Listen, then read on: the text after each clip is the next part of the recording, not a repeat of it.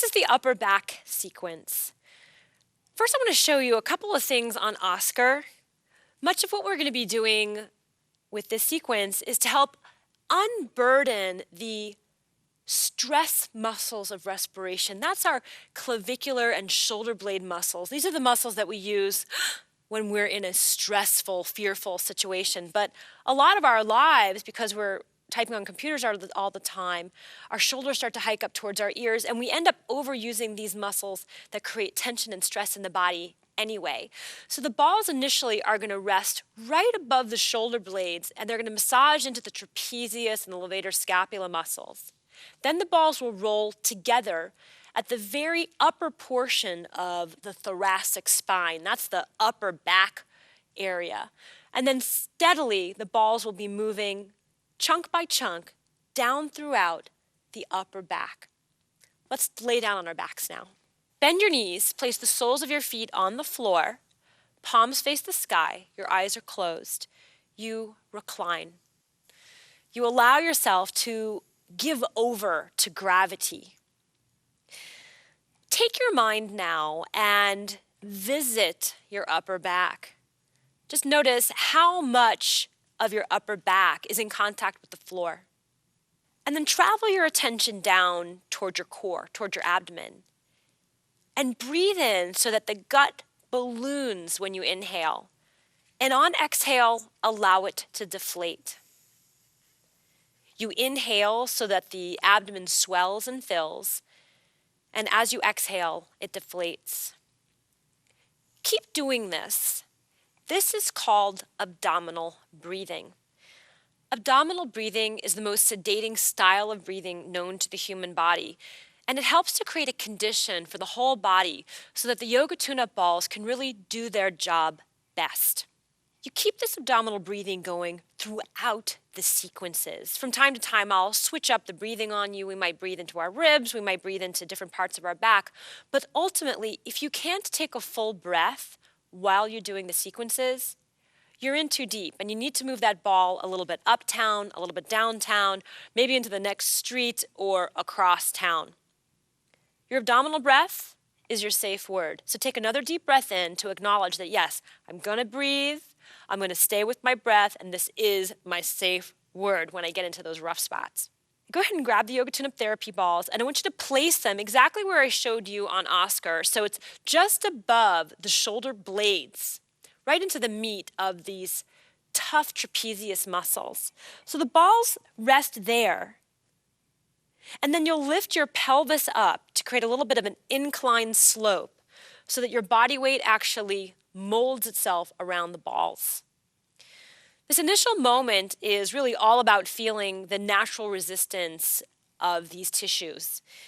Most of us have very, very tight regions in our upper trapezius muscles.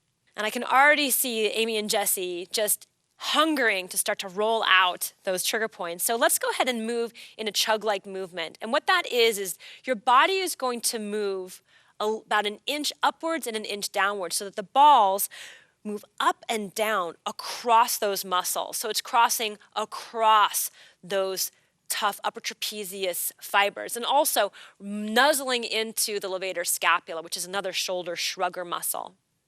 Then let's change the direction and move the ribs and the shoulders from side to side so we shimmy. As you shimmy, the balls are going to actually go along the grain and nuzzle also into a deep rotator cuff muscle called the supraspinatus. Good. Discontinue that for a moment. Excellent. Jesse's getting to something fine there. Keep your pelvis lifted.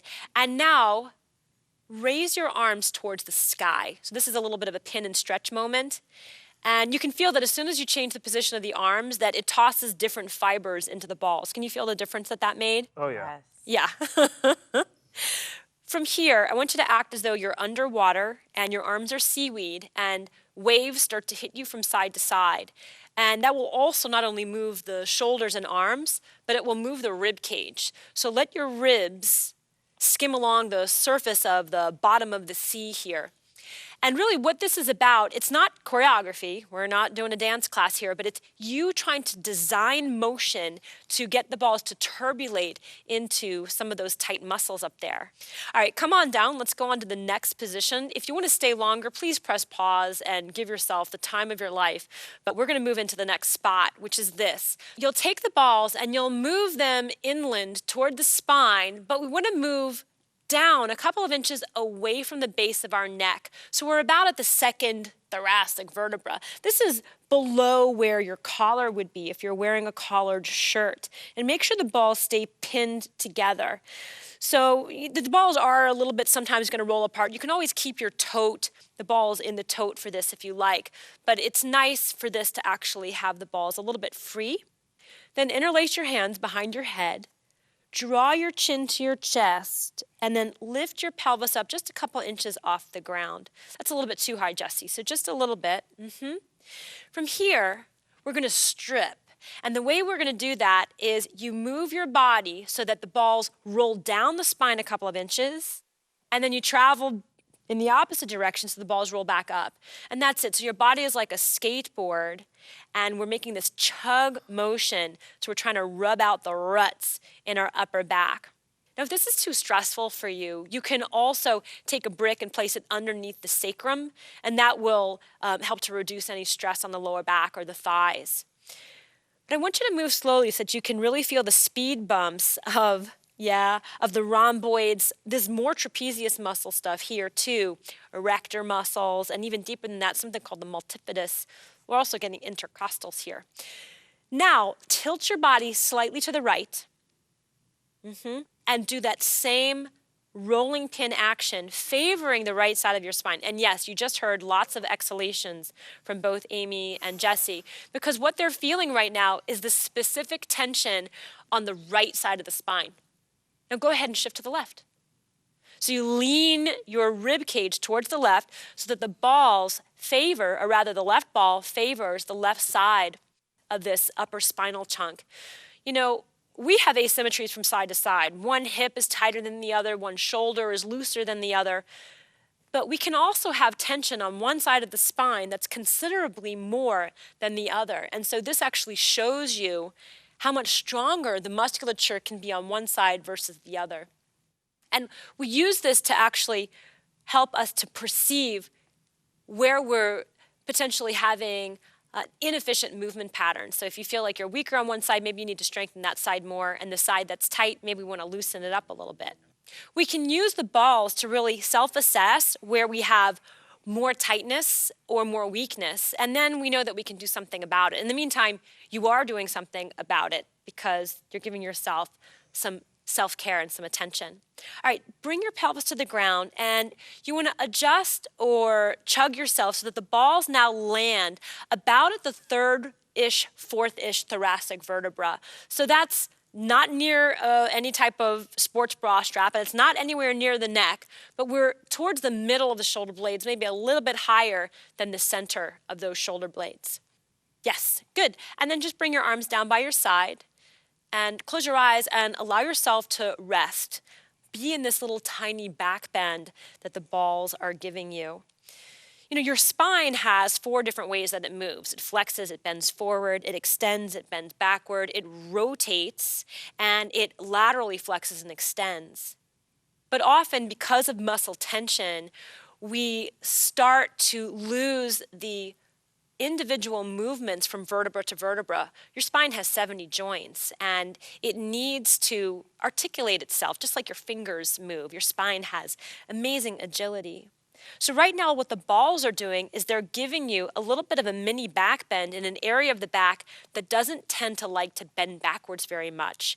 And that's for many reasons. And one of the main reasons is that our whole life is very much frontally oriented. We're staring at computer monitors all day, locked in a gaze with that monitor, or with our work, our heads are hanging over. And so these upper back muscles get tight, they get rigid, and we start to lose fluidity where fluid movement matters. Additionally, one of the other cool things that the Yoga Tune-Up balls are inducing right now is they're actually helping to move nerve energy to and fro, from the mind to the body and from the body to the mind. You can think of the brain as just being up in the skull, but it's really not. There's so much brain, it overflows and streams its way into the spine, into the spinal cord. And you have this cage of bones around the spinal cord. And then the spinal cord and the brain lets itself out of each vertebra as nerve outlets. And so your brain is actually pouring itself into the body. But if there's entrapment anywhere in here, we have a difficult time communicating the mind to the body. But it's not a one-way street. Your body is constantly communicating right back up through the same channel, right back into the brain. So we're creating a communication highway here, and the balls are helping us to create a fluidity of that. So let's celebrate that with this next position. Stay right there, have your palms facing the sky, and as you inhale, you're a snow angel, impressing your wings into the floor, swooping your arms all the way up overhead on inhale till the fingers touch, and then on exhale, you reach them back and down. You inhale, you sweep the arms up and over, and on exhale, you sweep them down. One more time, inhaling, bringing breath into the lungs and the ribs, and on exhale, they go down and back. Beautiful. Good. Now roll the balls one more chunk down. So about another inch down. We're definitely in the center of our shoulder blades, heading down towards the bottom tips, but we're not quite there yet. From here, let your arms float up towards the ceiling. I'm a puppeteer, and I'm on the ceiling. And on inhale, I pull your arms skyward and your shoulder blades separate. On exhale, you allow the shoulder blades to sink and squeeze against the balls without bending your elbows. So on inhale, your shoulders pull apart, and this is very, very light energy. On exhale, you squeeze your shoulder blades together. Yes, so you don't need a lot of energy to do this. It's almost like someone else is making this movement happen for you. And exhale, you squeeze the shoulder blades against the ball. So we feel the rhomboids and the pectoralis muscles, which are a part of our breathing pattern here. One more time, we exhale, squeezing the shoulder blades against the balls. And then wrap your arms around yourself. Give yourself a hug and hold on. Hold on tight to the rib cage and to the shoulder blades. Now, on occasion, depending on our proportions, we might not actually be able to reach the rib cage or the shoulder blades. If that's the case, you can just hold on to your arms here as well.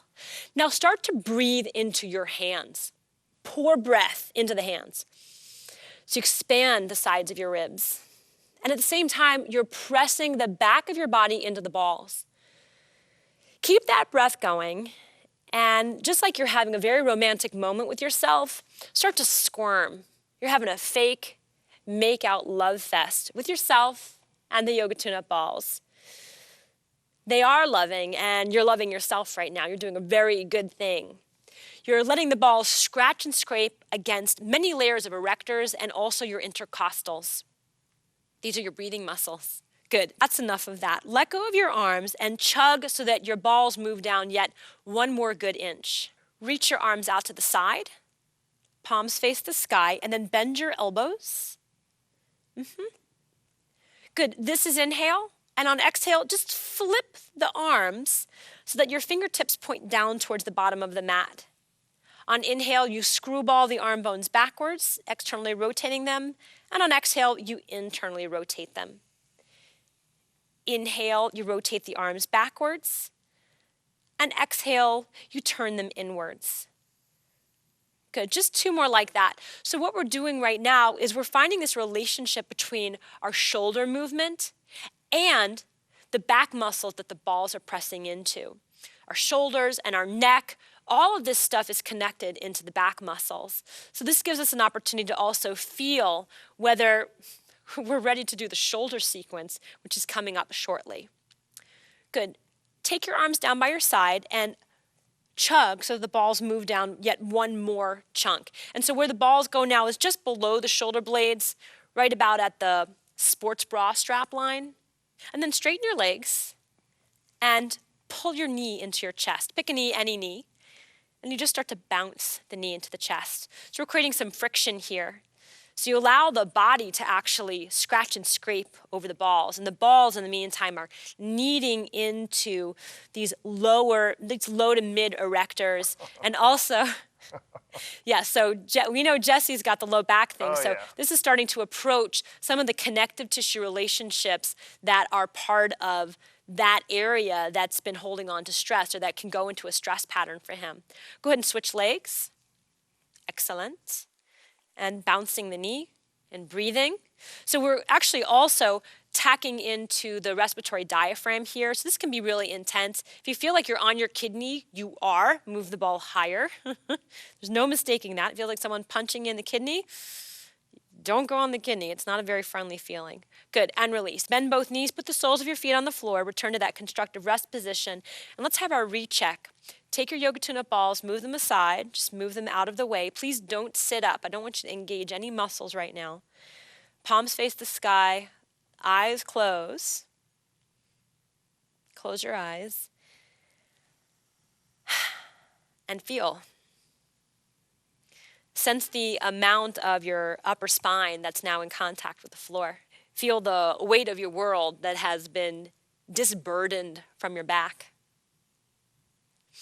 Try breathing into the ribs now. Do you feel like you're getting more access to your breath? A lot better. Awesome. Yes, I feel like I have more Much room. better. Great.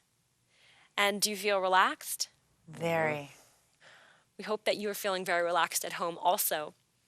Either roll on with us to the next sequence or rewind and rest a little longer on some of the points. We'll see you next time.